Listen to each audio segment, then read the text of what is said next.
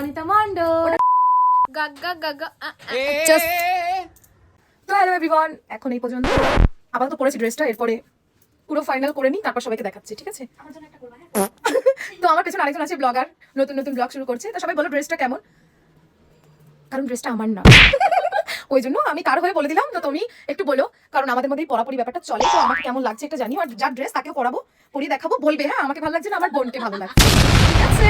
একটু না বললে না ভালো লাগে না, ভালো দেখায় না, ওই জন্য তো সবাই কিন্তু বলবে, ঠিক আছে, কেমন লাগছে। তো আমি ফাইনাল হয়ে আসি, তারপর দেখাচ্ছি। कौन है ये लोग, कहाँ से आते हैं? ব্লগের মধ্যে এসে নাটক করছে, ভালোই লাগে। তো আমি এখন কাজটা করেছি, যখন আমি আমার বর সবে সবে প্রেম করি, তখন আমাকে এটা গিফট করেছিল, দেখেছো? 6 বছর ধরে এটা এখনো দেখো, এখনো দেখো, পুরো যেমন ছিল তেমনই আছে। তো চলো সবাইকে আমি পুরো ফাইনাল হয়ে এসে দেখাচ্ছি। মেকআপ করে নিয়েছিলাম গো, এবার দেখছি। তো হ্যালো এভরিওয়ান, চলে এসেছি ফাইনাল লুক নিয়ে। আর আমার চুলটাকে নিয়ে প্রচুর প্রবলেম হয়, তো আমি আবার হেয়ার স্টাইল চেঞ্জ করেছি। আর দরকার পড়লে আবারও করবো, করে এই সব না ইগনোর করে, আমার বিয়েতে পাওয়া যন্ত্রপাতি, ঠিক আছে? আমাকে গুছিয়ে নিয়ে এখান থেকে একজন বেরিয়ে যেতে বলেছে, ঠিক আছে?